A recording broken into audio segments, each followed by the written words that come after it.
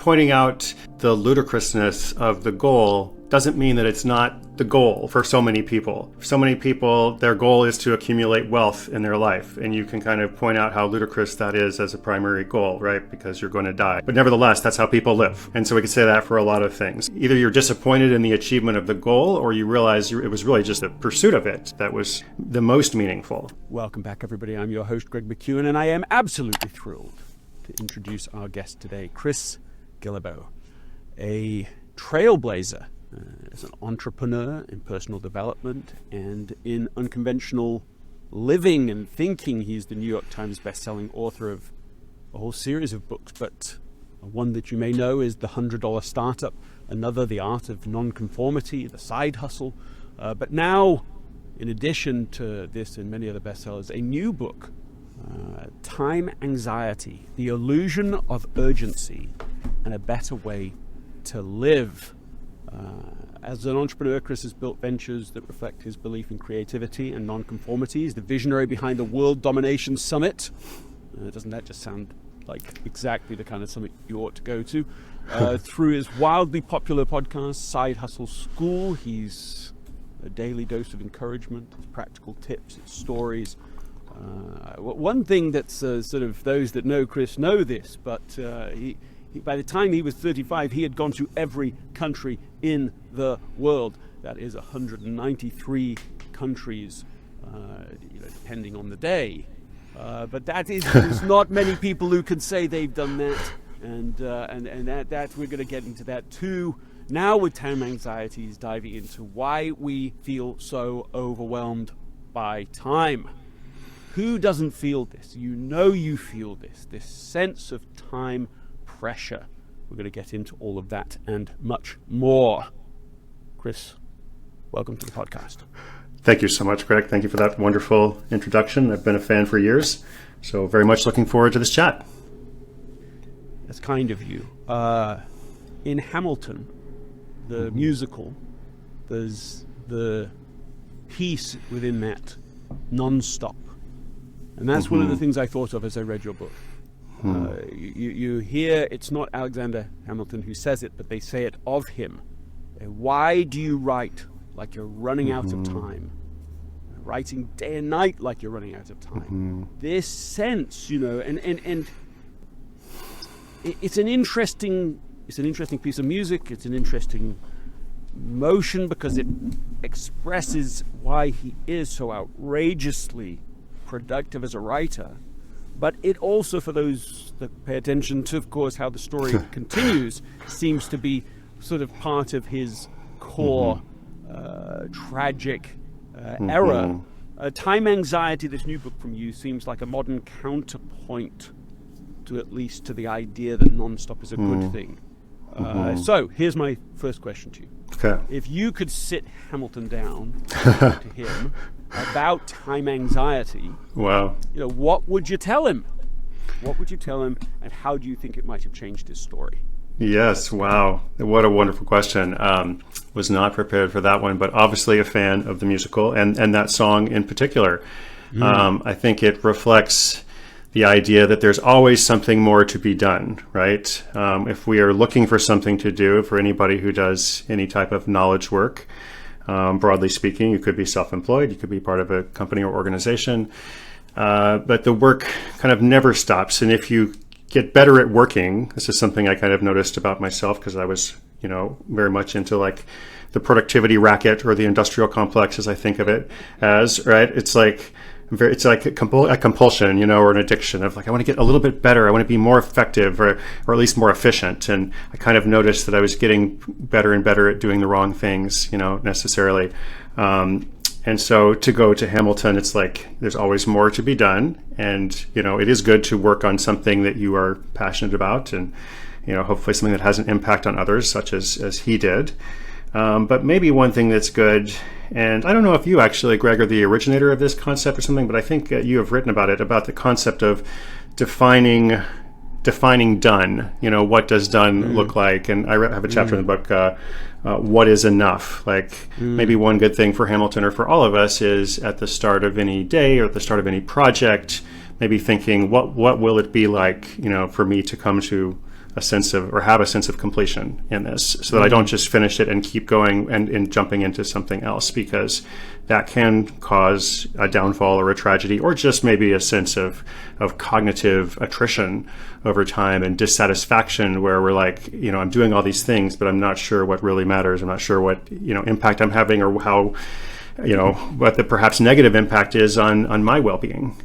So maybe it's just a little bit more thoughtfulness or something, but who am I to correct Alexander Hamilton? I mean, right? Well, he seems to me to be a good case study for what you're trying to unravel in this book. Because you identify, maybe you can go there with us now, time anxiety has at least two types, and you could have either of these types, or you could have both of these types. And that's right. Why don't you talk us through this, existential and then daily routine? So as I began the research for this book, I talked with a lot of different people. We did surveys of about 1,500 people and asking them just some open-ended questions, like, what does time anxiety mean to you? If you just hear that phrase, like, how does it, how do you kind of respond? And probably in, 15 years of writing books, I don't know if I've ever had something that was so resonant that so many people were like, I have that. Like, I've never heard of that before, but I have that. And they kind of put it into one of two buckets. Sometimes they're commingled, but bucket number one is what I think of as existential, or just there's not enough time in my life. Like, time is ultimately running out, and maybe I'm doing the wrong things in my life, or maybe there's something that, when I was younger, I had this dream and I've kind of lost it somewhere along the way. So that's, the first type. And the second type is the day-to-day pressure, the day-to-day urgency, or the sense of urgency, at least, that everything is urgent, everything operates at one pace, or one speed. And of all the things I could be doing right now, I don't know how to choose. Like, what do I do next? And so you can think of what do I do next, as where do I go for lunch? What is the next email I respond to? What is the next task I complete for all my different projects? Or it is, what do I do next in my relationship? What do I do next in my career? What do I do next for something big picture? So that sense is kind of overwhelming. And sometimes, as I said, these things go together. And so I don't know what to do with my life, how to spend the time I have. I feel it's kind of slipping away. And also, I can't figure out how to manage all the things that are important to me, because perhaps I read, a book about time management, and it told me to prioritize. But I have too many. I have to prioritize my work to some degree, and I of course want to prioritize my family, and I also would like to do something for myself. So how do we actually manage in this process? And most of time management, I think, is teaching people just how to kind of like run on a wheel, essentially, and ultimately that is unsatisfying, or at least I found it unsatisfying. Yeah, so let's just break those two down again. So time anxiety has sort of these two types. So existential is, as the name implies, the big picture. It could be regrets. I didn't do with my life what I should have done with my life. I didn't, I made the wrong trade-offs. Now that time is spent, I've got so little left of it. There's that kind of regret, existential, but also just, regardless of whether you regret how you've spent time in the past, the sense that there's not very much of it left. How do I make up for lost time? How do I make sure that I achieve something significant with the time that remains? There's that's under the first category. And it's not always something grandiose as well. Just to brief interruption. It's not always like the sense of missional, or like there's like I have to change the world in some way. I mean, it can be, but it can also just be like I'm just kind of on the wrong path, or I haven't been using the time well. And this sense kind of compounds as we get older, right? Because our, something I noticed in the, working on the book is our perception of time changes as we age. And when you're young, you want time to actually go faster. And it seems like time is going very slow, between your 6th and your 7th birthday. And there's all these milestones. It seems like so far, between middle school and high school, and to get a driving license, or like whatever the milestone is. But then obviously as we get older, like these years pass quicker and quicker, or at least we perceive that they do. So it's a compounding effect as it gets older, but not always something grandiose. It could be anything really. When you say it could be anything really, what do you mean? Yeah, I didn't define that very well.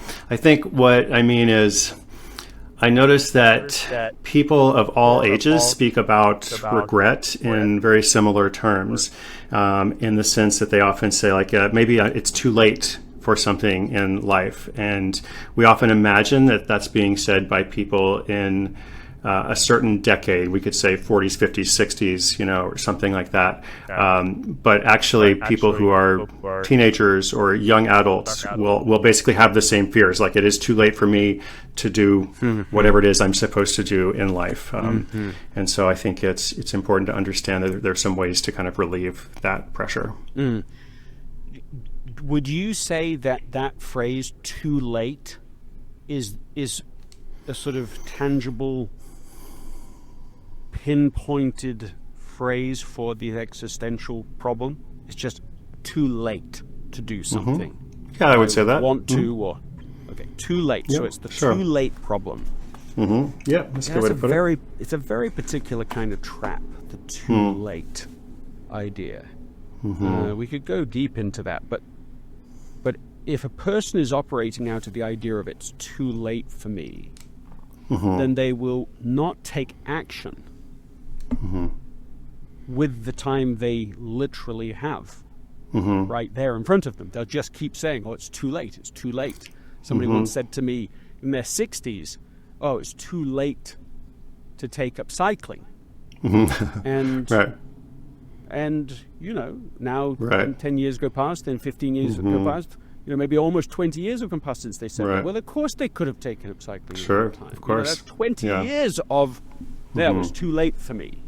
So anyway, that's an interesting theme there. Now, well, trap is a good word. Also, use the word trapped. I think that is a good concept, because when people feel trapped, cognitively or neurologically, they're stuck in this sense of time. The sense of what they thought should have happened, at some point in the past, either far away or recently, and they fixate on that. And maybe you can start cycling at any age, or if it's something else that you're, fixated on, maybe that's not the answer, but there's something else there's lots of other things that you could do. But if you remain trapped, then you won't be doing those things. And the doors for that will be closing, for those things will be closing as well.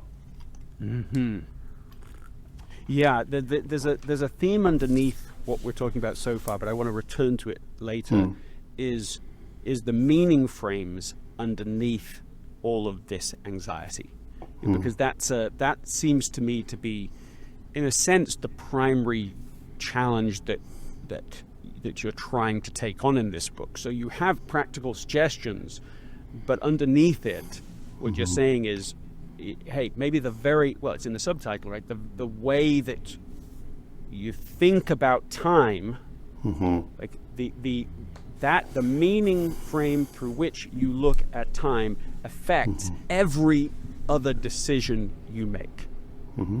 So if you have the one that we're exploring for a moment, if you have it's too late to meaning frame, well, that affects literally hundreds and hundreds of decisions, thousands in a sense, because you, even if it's the same thing that you don't do, you are not doing that day after day, year after year. So, the meaning frames, are to me, they're the most fundamental traps of our lives, and I don't see another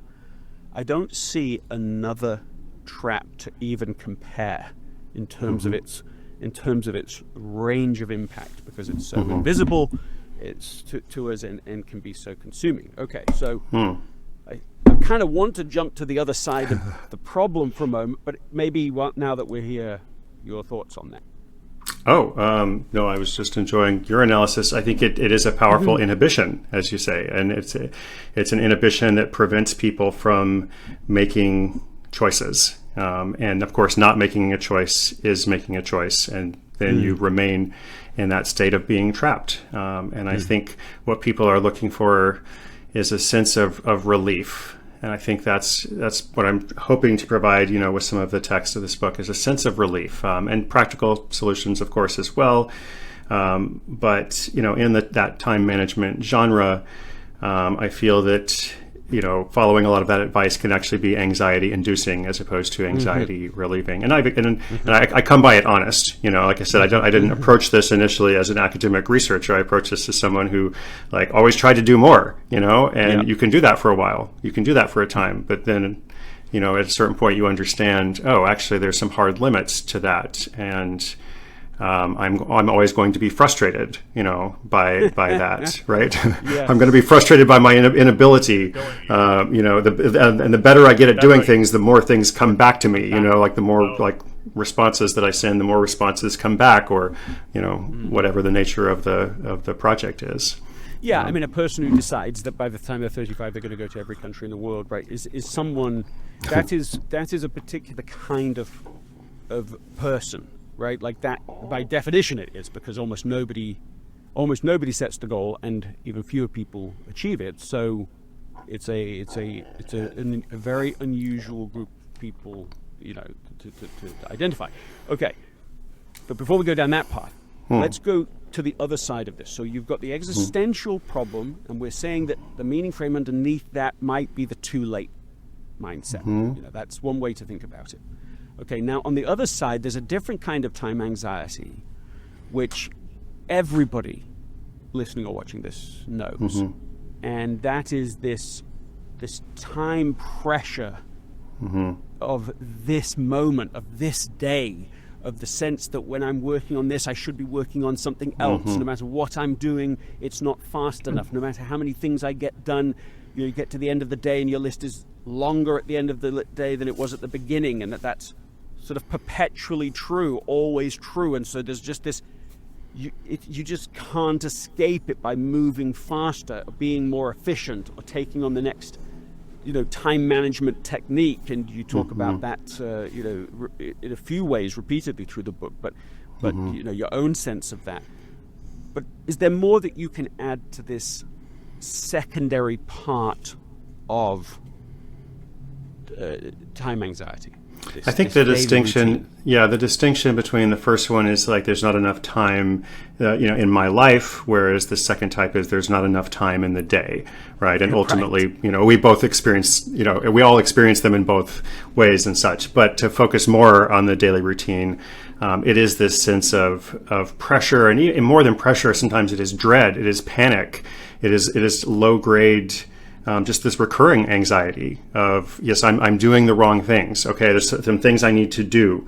I'm doing those things. But when I'm doing those things, as you said, I'm not doing the other things. And maybe none of these things are the right thing. There's something I should be doing right now, but I don't know what it is. And that fear is very prevalent. Like that language that I just used, I didn't create that. People said that, different people, said almost exactly those words in all the surveys I did. I don't feel in control of my circumstances.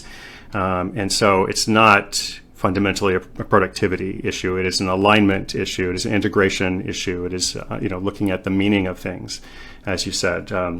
But if we can solve this, or if we at least understand it, to some degree, simply understanding, this is happening because, there's, an unlimited number of things that we could do, and, inputs are everywhere. We have to find a way to we have to set limits because no one is going to set limits for us. Once we begin understanding that and kind of working in that direction, then that's where we start to feel better ultimately.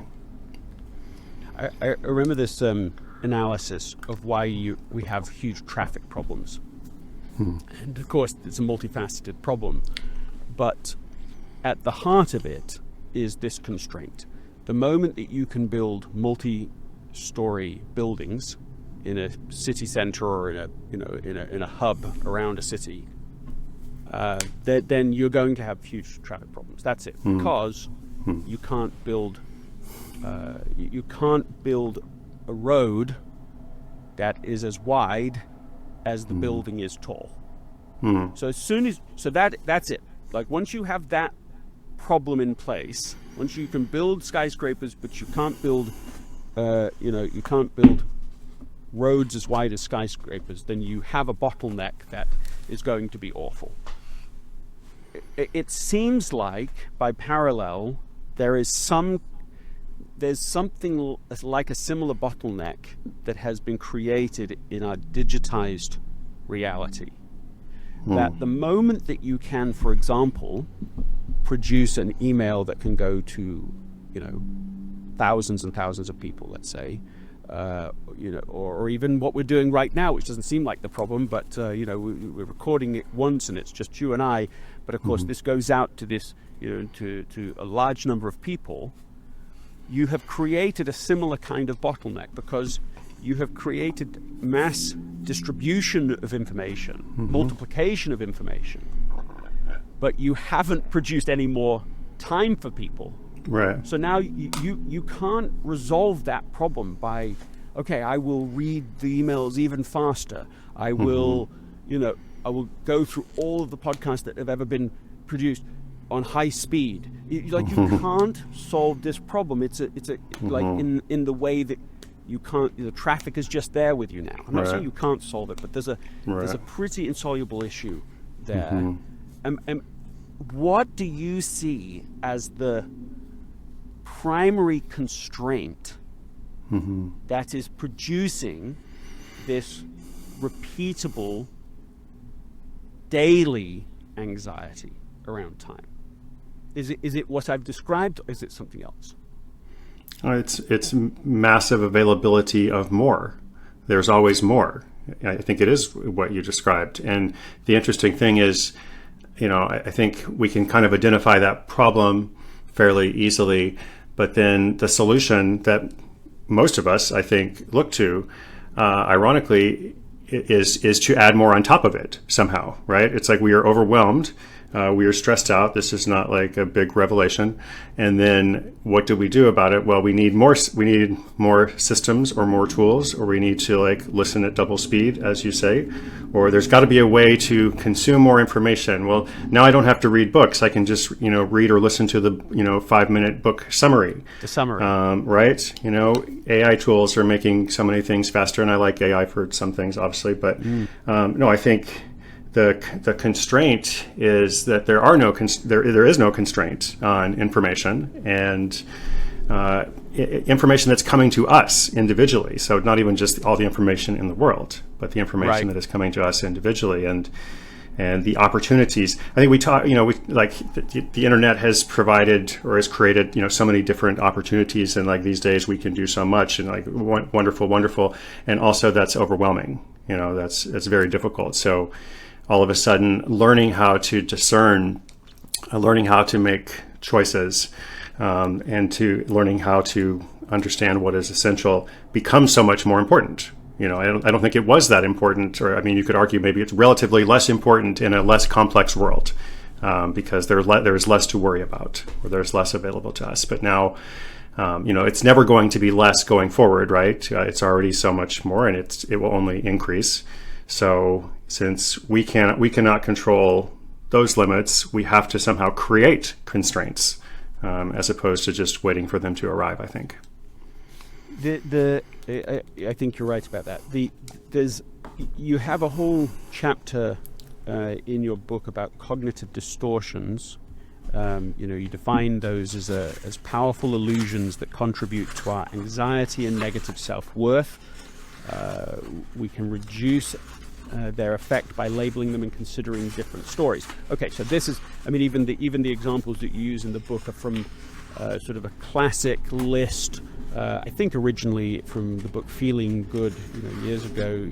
It was the first that tried to capture these different cognitive distortions. So there's nothing about them that is unique to time anxiety, but these are clearly, affecting all of us, and I'm sure contributing to time anxiety. But here's where I want to drive us, if we can explore this. It's given the framing of the book as this one view of time, this urgency, this urgency addiction, or this urgency perspective, paradigm, meaning frame. I'm wondering if you have come to a place where you say, this is the dominant mindset that is actually getting in the way. So I've asked this question from the idea of the traffic between the building and high-rise buildings and so on. We've used that as a metaphor. But have you discovered for yourself a single primary idea, a distortion, that may be partially true but is tied with something that's false, that is in fact the primary cognitive trap that underlies both the existential, the too late side of the problem? I've got too little time of my life left, but also too little time in my day. Have you identified that? And if you haven't, I think we should. Great. We'll solve it right now in the next 3 to 5 minutes. I think if there's maybe an underlying belief or delusion, let's say, I was going to say illusion, but I think it's actually a delusion. It is that these things can be mastered somehow. And this delusion kind of informs, right, a lot of those solutions that people typically pursue, and how may I, improve myself so that I can better tackle these things. So the delusion is, that somehow there is a way that we can have like complete alignment and integration over all of these different things in our life without being more selective about them. That somehow there is a way to win the game.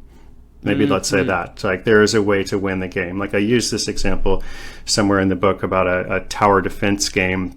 I don't know if you're familiar with these games, but you can play them on your phone or, consoles where you're defending a castle, for example, and there's this horde of invaders that's coming. And so in level 1, the invaders are pretty easy. You can fight them off, but it keeps advancing level 2, level 3, and you can get more weapons. You can upgrade your magic spells, but the invaders, they just keep coming, right? And they get bigger too. And with a lot of these games, there's actually no way to win. They just kind of go on forever because that's how game developers make money. They want you to, spend on the app, right? So the delusion is to think that somehow I can, if I get better at these things, or if there's a new app, or there's a new system, or here's a new thing I need to learn, then I'm going to be able to win. And so I think so many people fall into that trap or that belief. And I mean, I was one of them for a long time. I probably still am from time to time. But now I do know a little bit better. And so I think you have to start to counter the delusion. The first thing is to understand there's a concept of radical acceptance, which is not new to this book either, but the understanding that I have to accept some things that I might want to change but can't. And I just have to accept this is some reality, and this is reality. And, maybe I don't like it, but resisting it just produces more suffering and more pain. So I'm going to start with accepting it, and then I'll see what can I do about what is within my control. Okay, so let's try to give that language. All right. So, I mean, even using your game analysis, right? Like, for example, we could say, if I X, then I will win the game of Y, right? So, like, let's start with the game. What, in your view, is the game? Like, what is the game we're trapped in? Sure. The game we are trapped in is that we can keep up. Maybe that's part of it. People often, I'm behind, I need to catch up, I need to keep up. If you ask people what would they do with a completely free day in which nobody else, like 24 hours, everyone else is sleeping, this is your day to do whatever you want. What most people will say, rather than go to the beach or, do whatever they'd like to do to enjoy themselves, they will say, I would catch up on my email. Right. And so their behavior, their incentive, their desired goal is to catch up. Right. Yes, that resonates, and that's it's sort of awful too. Sort of depressing, the idea that if you had an extra day, if the whole that's what you would do, gave you all an extra day, everyone would just be trying to do email. So everything would be wiped out because, of course, that means everyone's responding to their emails, which means everyone else was getting more emails. So right. So day 2. Yeah, exactly. You would all have at least as much email as you'd had the day before, maybe more. Okay, that's an so to go back to where you're going with the game is like, the objective of the game is to catch up or be caught up or be current or to somehow have dominion over all of the different things that I, quote unquote, am supposed to be doing. I remember hearing someone, I think it might have been Oprah saying this, but she said something like, it's like not possible to be on top of your life. And that always was such a curious thing to say, I thought. And that phrasing, you can't be on top of your life, makes me, that sounds similar to what you're describing. Because you're expressing it from the catch-up point of view, but catch up in order to what? Right? Like catch up so that once we've caught up, let's say we did it, we have caught up on everything. Right. Now we are, let's say we're on top of it. We are on top now of our life. But I don't know what that actually is tangibly. Like, so let's just still try to be tangible. So the email's a good example. Zero inbox, right? Now we're in the zero inbox game. Now there's no email in our inbox. Would now everyone feel, oh, I'm on top of it? No. There's no way that would be sufficient. Because then you might say, okay, well, there's bills that I haven't paid that I need to get to those things. Or and then all these goals that I set years ago that I haven't achieved yet that I'd really like to do, and I'd like to be on top of those. So I think the game might be something like to have completed, to have finished. It is done. Everything is complete. Nothing is incomplete. So that sounds a lot like eternal death to me. Right? Like, that's saying eternal death? Yes, eternal death. Because it's saying, like, that's it. It is finished completely, and there can never be any more. And that's being on top of life in its complete sense would be that. There is no more. There's nothing left undone. There's nothing. What do you think? Go. Well, I think pointing out the ludicrousness of the goal doesn't mean that it's not the goal for so many people, right? For so many people, their goal is to accumulate wealth in their life, and you can kind of point out how ludicrous that is as a primary goal, right? Because you're going to die, and right. But nevertheless, that's how people live. Exactly, right? And so we could say that for a lot of things. You mentioned like going to every country in the world. Like a while back, I did a book on quests, like other people that are doing kind of crazy, ridiculous things like that. And a very common theme is a sense of feeling bittersweet at the end because, you're like, either you're disappointed in the achievement of the goal or you realize it was really just the pursuit of it, that was the most meaningful to you, right? So the goal may seem like, well, how absurd would it be to actually complete everything because that would be eternal death. But nevertheless, like that is something that people latch onto. So maybe the second part of it is it's not only to have completed, but maybe the goal is like a sense of a belief, like a self-belief that I can do this, right? A self-belief that this is possible and that if only I, whatever the change in behavior I make, then I will be able to do this. And if I can't do this, then I am failing. And then now I have a sense of guilt, of inadequacy, of envy of others that I perceive are more on top of their lives, to use that phrase. And so, and I think this affects us a lot of people. It certainly has affected me a lot. So let's still keep working on this language. If only I could X, we've got to get to the X in a moment. Okay. Then I could be on top of my life, everything perfect now, ahead of people. Is that it? Ahead? Superior to? Is it a competitive thing? I don't know if it has to be. It could be. I will be fulfilled. Yeah, I will feel in control, maybe. I will feel in control of my circumstances, and I will not let other people down. I will not let myself down, because we feel like we're letting people down when we're not able to complete certain tasks or we don't get back to them. Oh, it's so interesting. Okay, so now let's go back to the other the first part of it then. So it's if only I could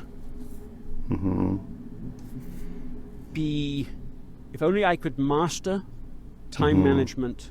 Yes, that's good. And efficiency. If I could clone myself, yes, but yes, cloning yourself would be a strategy. But yes, if only I could master. If only I could master time management and efficiency, then I would be on top of my life, never behind, never feeling guilt, right? Never stressed by what's not been done. I would feel responsible. Like all those things. Okay, so let's say that's it. We'll capture that for now. Now, what's wrong with that? Is there any part of it that's true?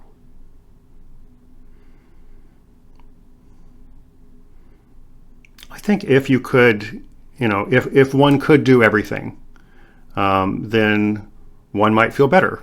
I mean, so it is true in that hypothetical abstract sense.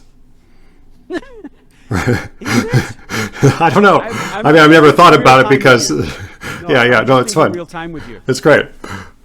But I would like to clone myself, right? Like, I would. I think here part of the problem with time management. Hold on. Would you want to clone yourself if everyone else could clone themselves? No, because then it wouldn't be an advantage. Clone yourself? Exactly. Okay. Right. Okay. Right. So, like people. No, go on.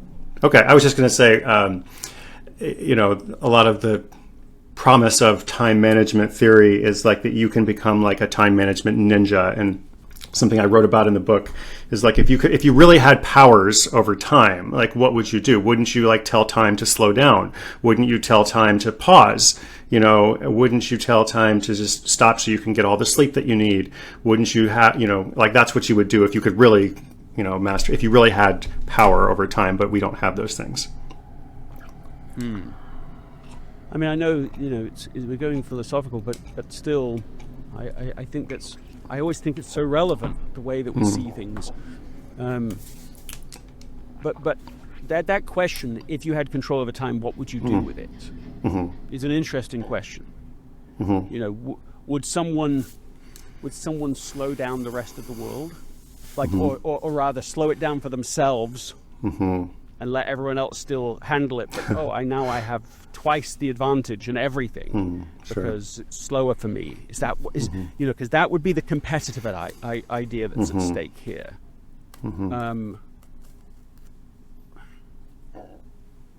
Okay, so it seems to me that the dominant idea that makes this game so unwinnable. There's so many things wrong with the statement that we've made. There's so many. If I could do it all, well, you can't do it all. So the first premise is wrong. And then if I could do it all, then I would have it all and be happy in everything. It's like, well, if you actually completed everything in the universe, which is what it would have to be, that you wanted nothing else, that you never didn't want to progress in any way, you didn't care about anybody else's progression. Like you're just describing. Right. Comes back to this infinite death. It's like you're describing nothing. But I don't believe that that's happiness. I don't believe that absence of purpose and absence of growth and progress somehow that would make us happy. So I really do think there's something deeply wrong with the game we're playing. And there are definitely some games in life that the only way to win them is not to play them. Did you watch any of I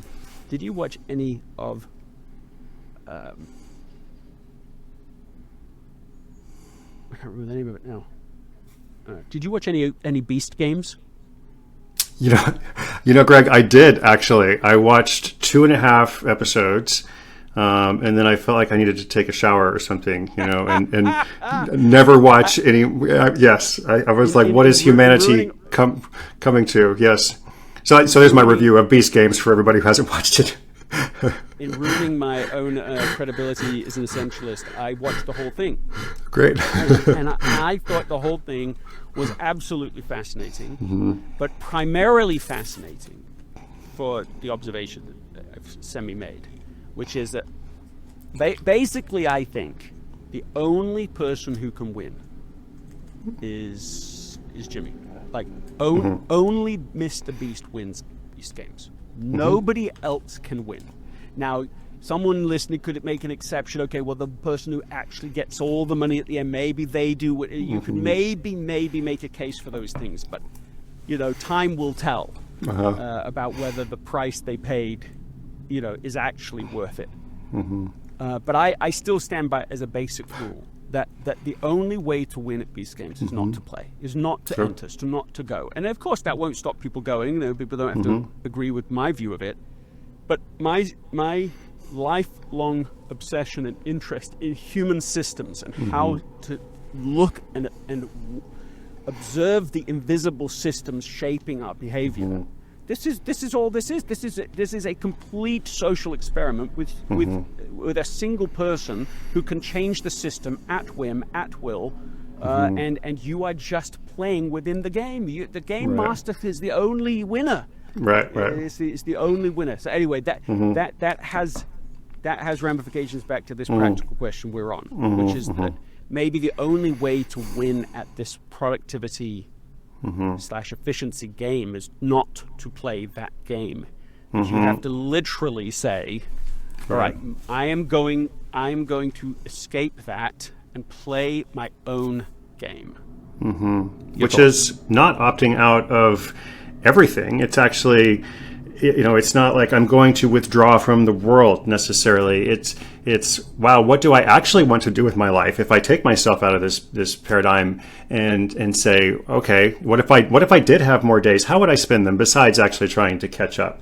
Maybe I've gotten away from what really is important to me, like what is truly important to me. And I feel like once you opt out of trying to win Beast Games, then there's so many other things you can do with your life. And so I think that's another important part of the puzzle to kind of put in, because it's not just like, oh, we must opt out and we must withdraw. It's like, well, I actually like to work on things. I like projects. I like being busy, but I want to be purposeful about that. I want to choose my level of busy and try to be somewhat intentional.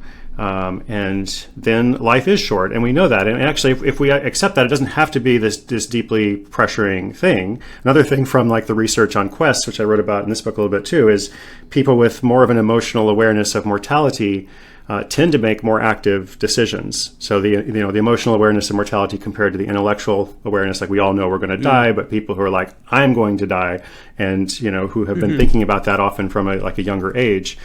For whatever reason, they tend to have like greater ambitions or live more unconventionally or otherwise just live in a more interesting way. And obviously everybody can choose what interesting is, for them. So I think the other thing is like, why are we trying to address this? Because we want to feel better, and then also because there is a lot of cool stuff that we can do, and that's great. That's what we should do, as opposed to living in this cycle of I must somehow wage war against the invading horde every day, and that is my purpose, and somehow I hopefully can master it to achieve this nirvana and this happiness that you speak of which is elusive, just like in Beast Games with Jimmy. Yeah, so there's a huge difference between being the prisoner of a system and then being an observer of the system. And that's not in my view, the highest level of development we can achieve, but it's a huge shift. To be in the matrix and not to know about it is very, very different than the moment you become aware that there is a matrix and that you're within it. Like that's not a small change. And so I think that's really, in a sense, what the whole conversation has been about so far is what is the system? Can we give it language? Can we name it? Can we frame it? This is a game. You want to play this game? It's going on. This is how this game is played. These are the rules of this unwinnable game. These are all the techniques that come with it. Endless time management tips and tricks and tools and increased digitization and increased speed. And if you can be faster and faster, then that will be better. Okay, that's the game that we are trying to observe, so that we can then make our own choices as to what to do about it. You know, which could be playing within the game, but only in a way that is acceptable to us, right? So that would be one way. Another, you could even imagine quite a radical view of like, oh, I'm just going to come up with my own game, you know, like my own scorecard, my own way of living. Sure. Let me give you an example. When I was at business school, we had this one class. I've tried to find what they taught us, and I've never been able to find it. But I remember them calling it, I thought, Star Power was the name of the game. And the way the game worked is that everyone was given a set of chips. Everyone has the same number, but of different values. And your goal is to have a certain amount of value so that you can, well, the goal is to end the whole game with the highest number of value coins in your hand, either because you have more or because you have the most valuable ones, and that your job is to trade them going through. And I didn't know how many rounds there would be, but I knew there would be different rounds. And it was one of these really like empowering moments for me, like meaningful to me, that I sat out the first round. Because I was like, oh, there's a game here, you know. And obviously we knew it was a game because it was pretty explicitly laid out. But even so, the adoption of the rules of the game happened effortlessly. Oh, this is the game. These are the rules. Okay, let's go. We're now playing this out. And I was like, oh, I am so watching this because something has just been done to us, you know. And yes, it's a fun, friendly game, whatever. But I want to know what has just been done. And so by the second or third round, I was like, oh, I think I see how this game works. It's definitely all about negotiation and trying to get someone to give you something, but underneath all of that, it's unwinnable. Like what you get at the beginning is what you're going to have at the end. It's very, very hard to improve your status significantly.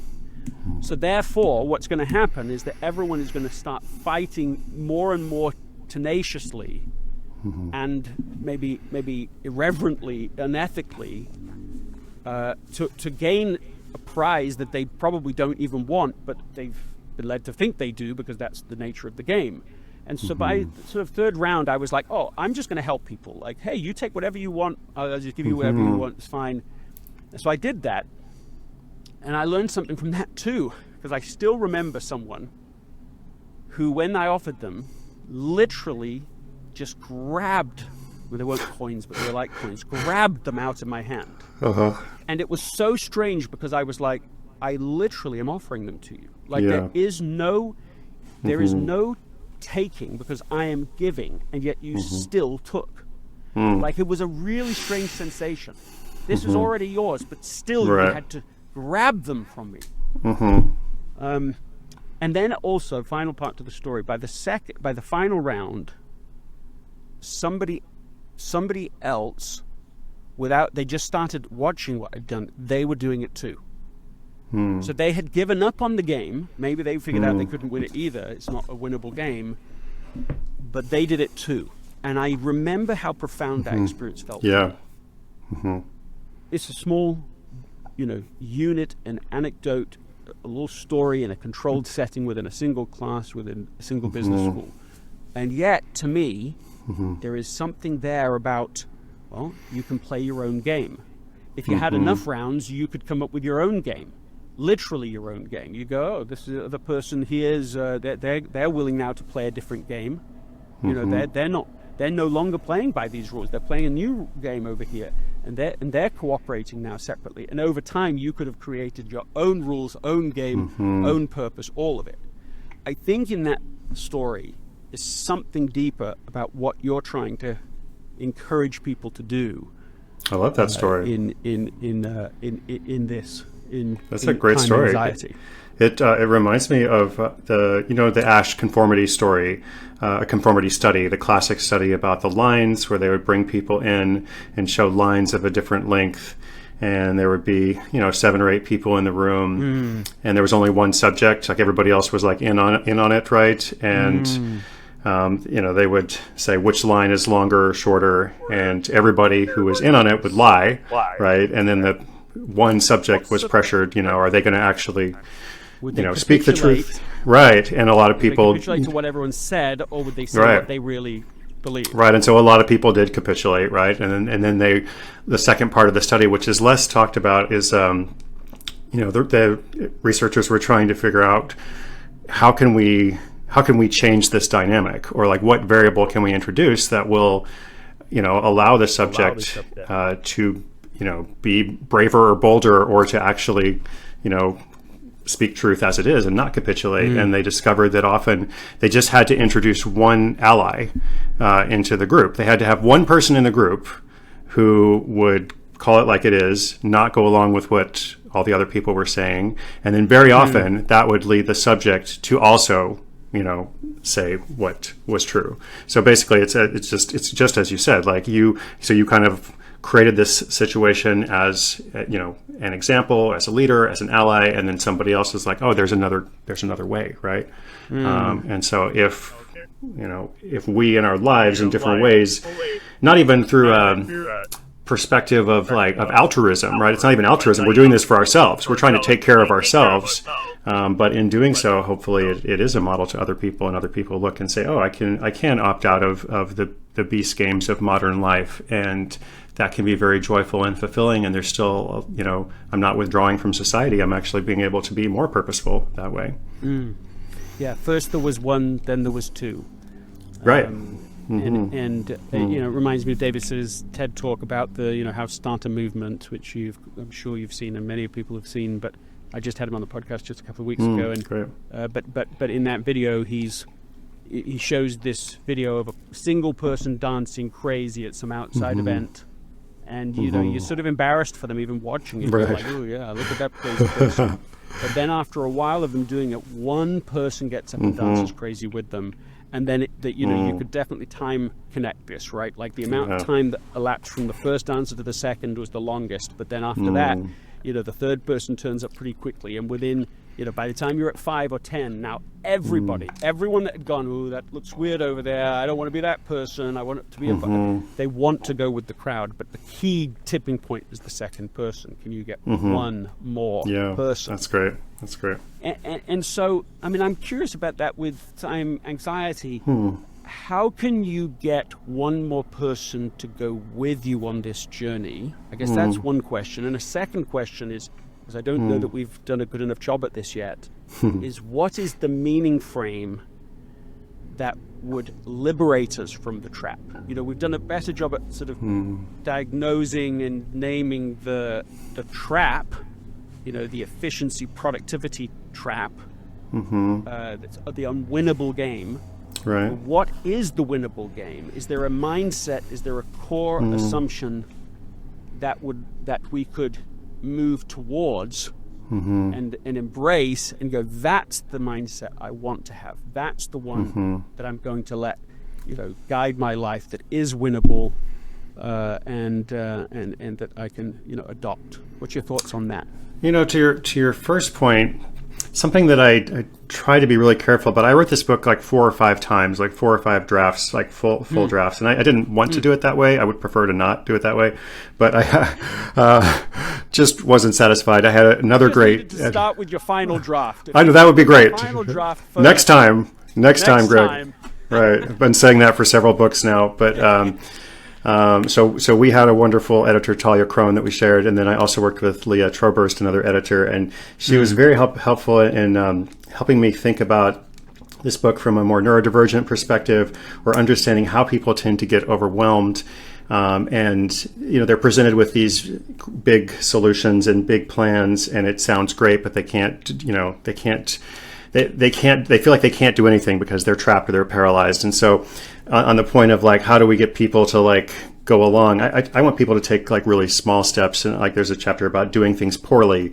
And like throughout your life, perhaps you were a straight A student and you always believed that everything had to be done with excellence, but some things it's okay to actually, do them poorly so that you can do other things, to the degree that it's important to you. Or, you can also like not finishing things is great. Like it's great to like stop things and go on to other. So I'm trying to like relieve some of the pressure of like, here's the whole solution. And so to tie it to the second part of your question, like what is the underlying meaning or like what do we do instead of responding to the horde and such? I mean, I think ultimately it leans towards something like noticing and paying attention, and maybe just some very simple questions. What do I want more of in my life? What do I want less of?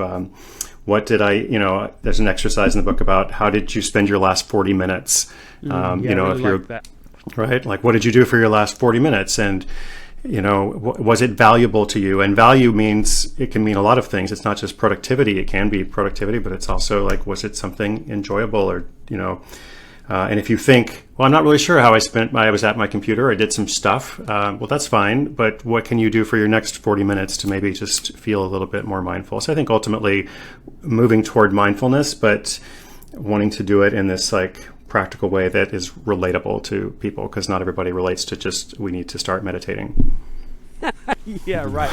Yeah. Meditating. And that solves everything. The answer to it all, right. Cure all. Just need to download an app in 10 minutes a day, and that's great. But not that it isn't part of the solution. Okay, Sure. So now there's a word in what you said that below the question you pose in the book, one of those tangible questions that I liked. Okay, what have you been doing in the last 40 minutes? Was it valuable? Evaluating it, there's something freeing about it being 40 minutes, not 60 minutes. I don't know that there's any science to necessarily, but there's something relieving of pressure that what was the last hour of your life, right. rather than just the last 40. I like that. But hidden in the question is, I think hidden in that question is something like a clue to the paradigm that will help us escape the trap and create something better than the old game. And because the question was value, and in preparation for our conversation, I sort of wondered about it this way: like, is it to shift from time management to meaning management?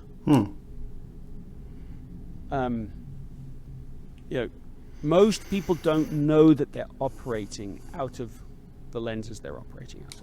Sure. Most people don't know there's an efficiency, productivity game that I always feel like I'm losing, and someone gave me those rules, and I am just adopting them and living with them. Like, it's invisible. That already happened. They're just in the game.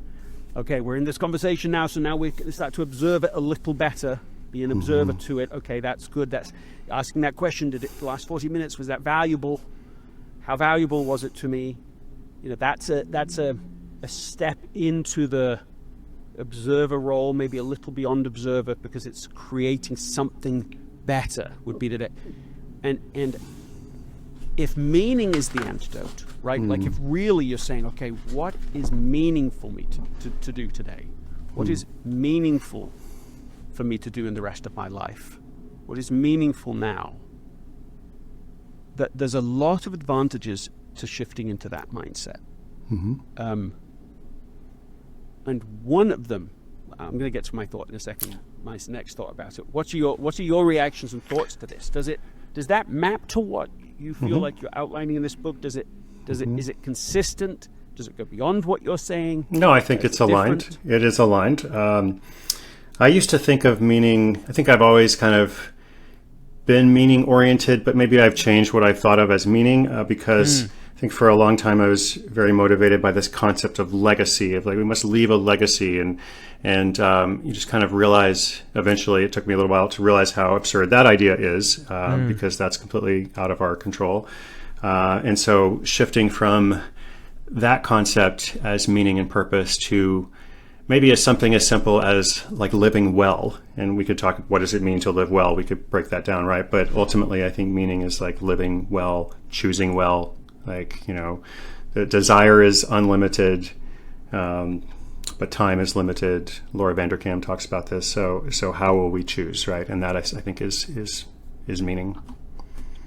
Okay, so what I heard you say there was that the way what's meaningful to you now is it's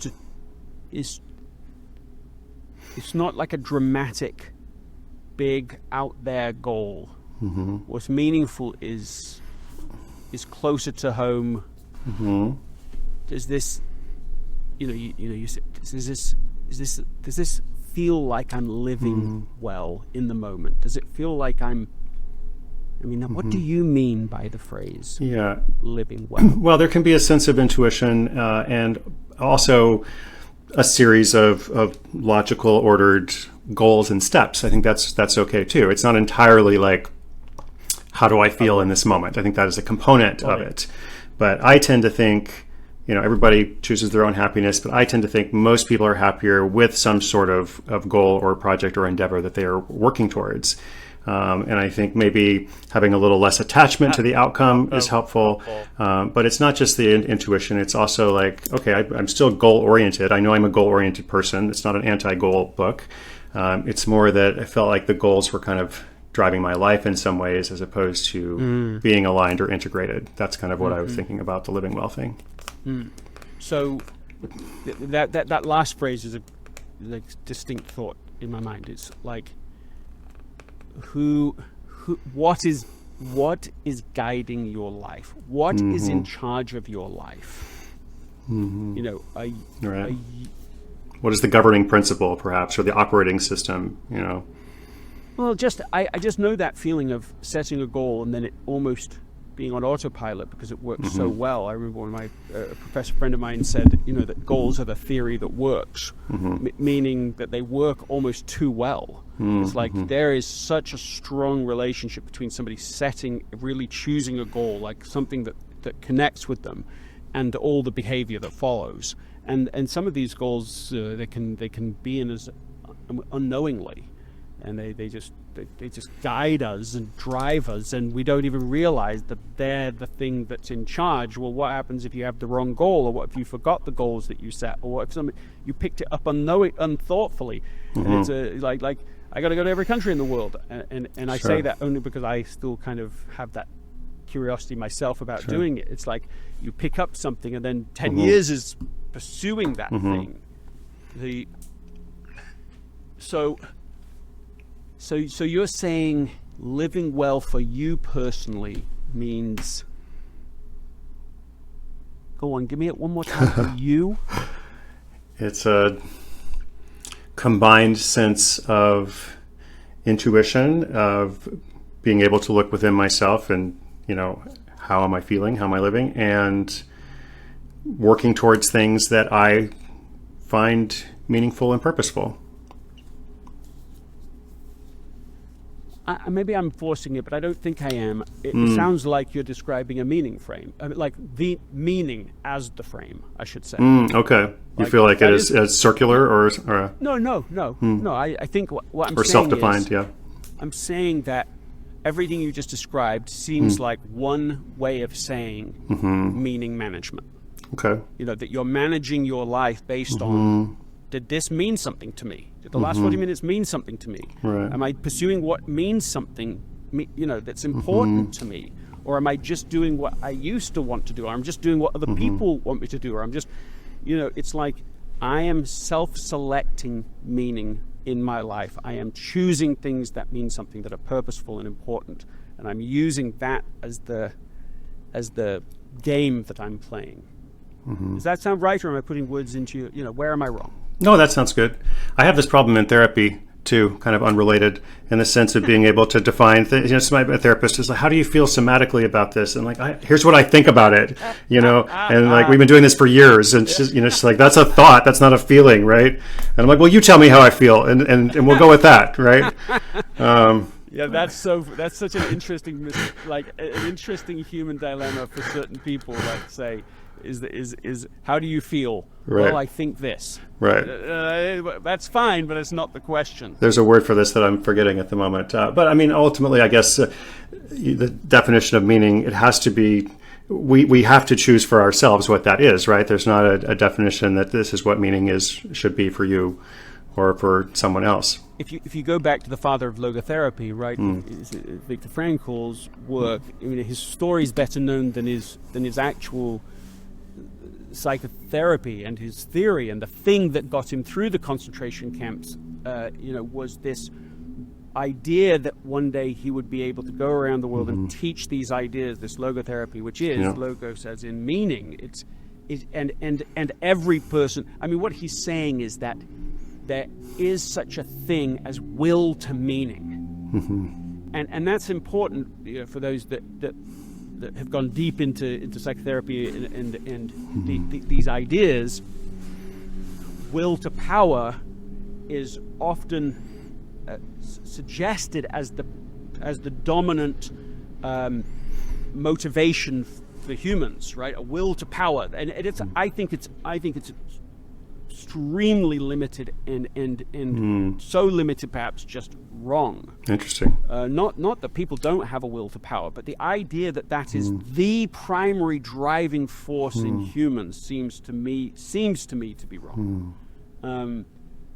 Certainly, in addition to will to power, there is will to meaning. And will to meaning, he's saying, look, yes, every person, in order to move forward today, must figure out something that's meaningful. So he would be in therapy sessions with people, and maybe somebody would be suicidal, right, or have suicidal tendencies, and he would, in a sense, maybe gently put it to them like, okay, so why are you still alive? Why haven't you killed yourself? Like, why didn't you choose that? And their answers could be so many things, but like one that sticks with me is well, I have a cat that I need to look after. And that that's great. Meaningful to that person. Right. Enough meaning that it keeps them alive. And so meaning, I don't think it's exactly right that meaning is in the eye of the beholder. It's not just like it's completely fabricated by a person. Sure. But it still is it is self-detected. I don't know if it's just self-selected. I think it's self-detected. Like, it exists outside of us. We have to figure out what's meaningful out there. It's not just I can come up with anything. Right. It's not total relativism. But still, each person has to detect their mission, detect what matters, detect what's meaningful today, and to listen and to understand and to trust that. And don't you think that's worth searching for? Right? Isn't that something that this is something we should spend time on? Right? This is a project worth investigation. I should try to figure this out. I like what you said about self-detecting, because I do think some of it is created. I think some of it is like, all right, let's think about what I want to do with my life if I had an extra day or month, week, so on. But then, as you say, some of it it's so internal that it's almost like a discovery process as much as it is a creation process. But it's worth doing, and we'll never do that if we're simply in the mode of responding and trying to kind of avoid drowning, right? Or trying to be current or to catch up on everything, or we're in this sense of panic and distress and overwhelm, like we talked about in the beginning. So we must somehow find our way through that to get to that. I think people sometimes struggle with the models of like, what do you want to do with your life, and what is your sense of purpose and meaning?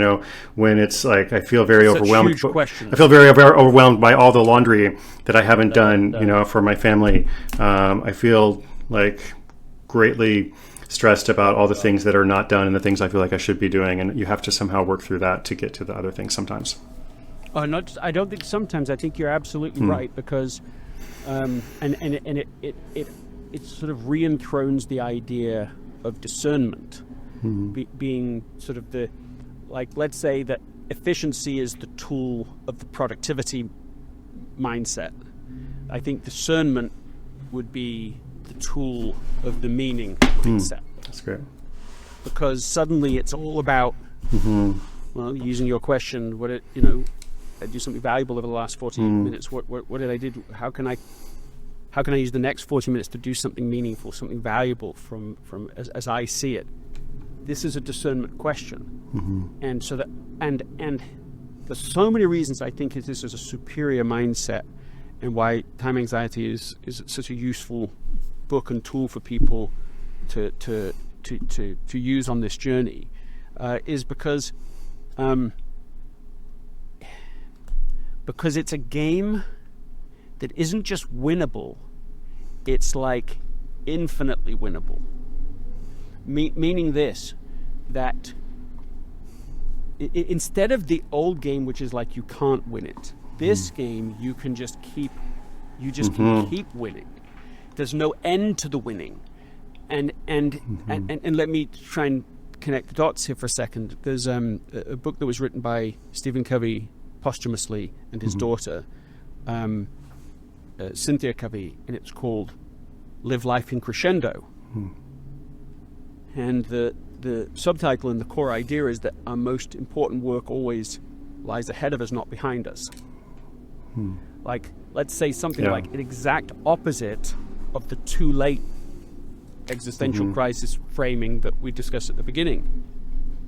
Now, I was talking about this with my wife Anna, and I've raised it a few times with her because from the first time I heard this idea, it really like resonated with me, and I just Stephen had shared it with me when I was just barely 20 years old, and I just was like, oh, that's great, I'll just absorb that. That sounds marvelous. Why not? Really unaware of how deep of a benefit that perspective actually is as you age. But I was talking to my wife about it, and she was sort of we kind of were missing each other about this. Like she was just like, something was causing friction about this idea, and for me it's such a frictionless idea. I was like confused by that, and so we had to like really listen to each other to work our way through this. And finally we kind of clicked as to what it was about, and where the misunderstanding was because living life in crescendo, what she thought I meant by that was just bigger and bigger goals. Bigger and bigger goals out there. So when I'm 60, when I'm 70, when I'm 80, when I'm 90, I've got to set bigger goals out there.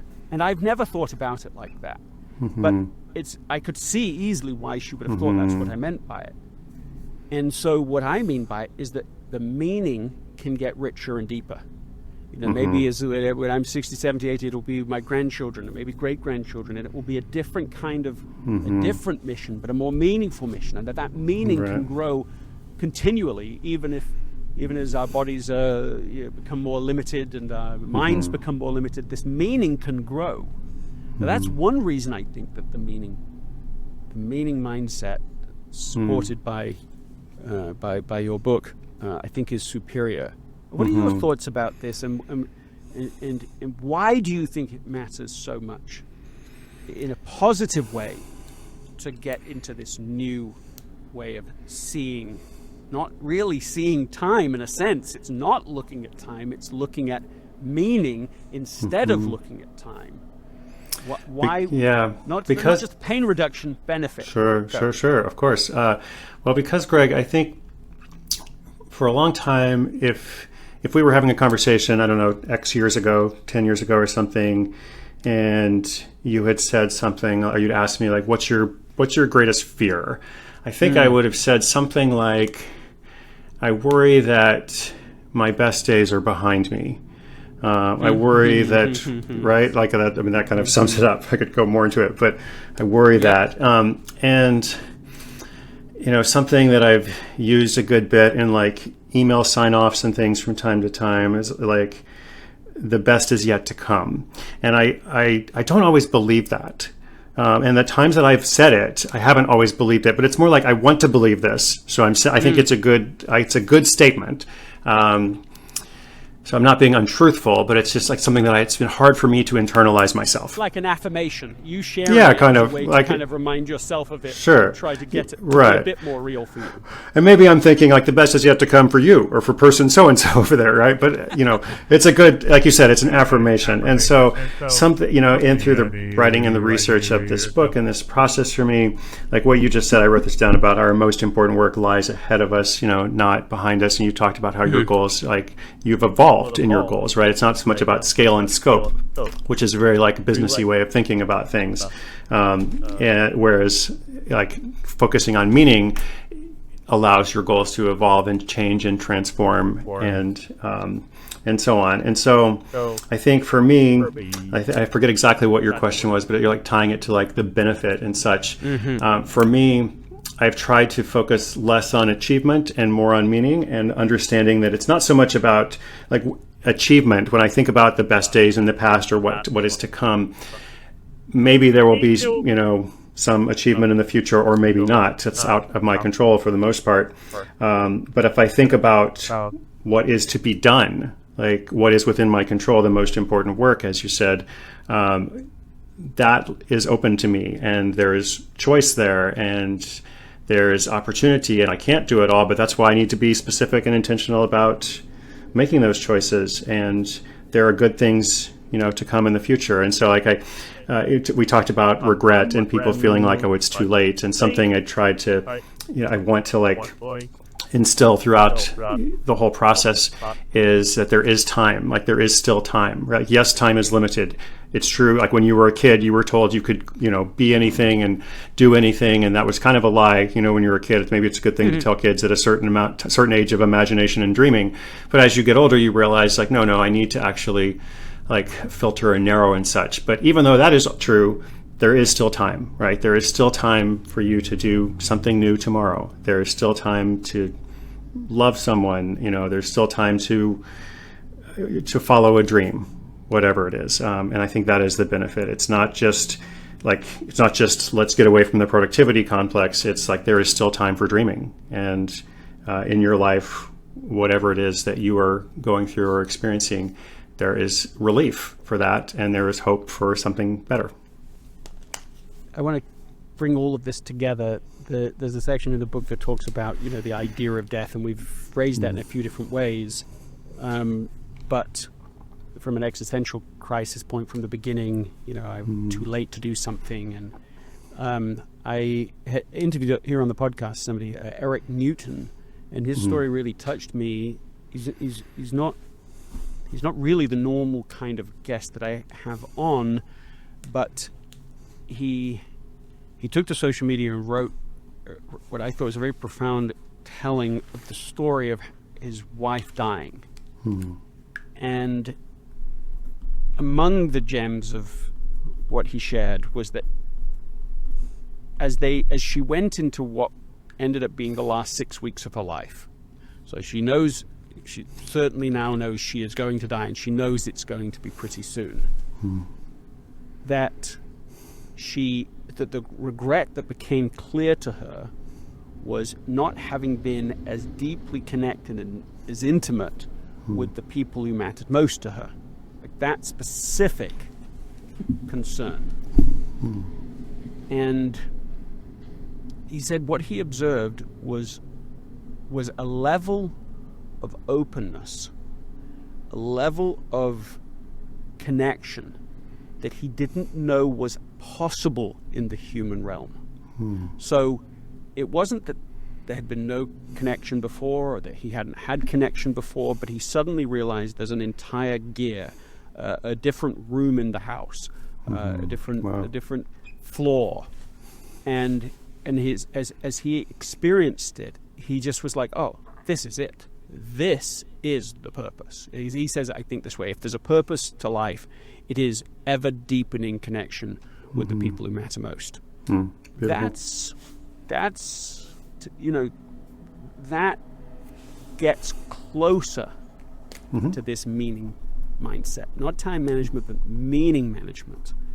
Getting wiser. What matters? Who matters? What's the relationship that matters most? And how can I get deeper? How can I connect more truthfully? Be more honest. Ask more honest questions. Listen more honestly. All of these things. This is it is truly a different paradigm than the first. Give us your final thoughts.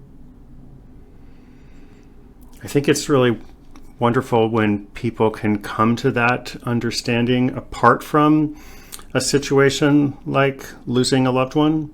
Right. And what's so interesting is when he shared that on social media, obviously he reached a lot of people, and then coming to talk with you, your conversation reaches a lot of people. And so hopefully, that allows them to kind of have that secondary experience and go away and say, okay, well, hopefully my loved one has, more than 6 weeks or however long the time period is. And how can this affect my life now? What can I do about it now? And I think, like this book, we talked about the illusion of urgency, and how lots of times in life, like we have the sense of there's only one speed, there's only one pace, and we have to kind of slow things down and like create different speeds for different things. But there is also an urgency that's not an illusion. And that is, well, there are people in my life for a reason that I love, and what can I do to be closer to them? There are things I can do. There are things I can work on, or impacts I can have. And, how am I doing that, right? How am I doing that? What am I doing today? Did the last 40 minutes matter? What's next? And if I can answer like one question in my life that kind of makes me happy, it's like the question of what's next. Like, what do I do next? What is coming up next? So that I'm not plagued by indecisiveness and hopefully driven more by that sense of purpose, or, as you've been saying, the meaning management. Chris Guillebeau, thank you for being on the podcast. Thank you so much, Greg. This book, well worth your time, everybody. That's a funny way to say it to everyone, given that it's all about time anxiety. But what would happen in your life if you could shift from this focus on time to, let's say, a focus on meaning? What is possible if you could get somebody else to come along with you on the journey? Listen to this episode with somebody else. Read the book with someone else, so you're not just alone. It's not just you versus the world. And that you could get out of the game, the unwinnable game, and get into this other game where you can just continually, perpetually win. That is not nothing. What is one thing you can do to bring that about? I'm going to say in the next 40 minutes of your life. Thank you, really, thank you for listening.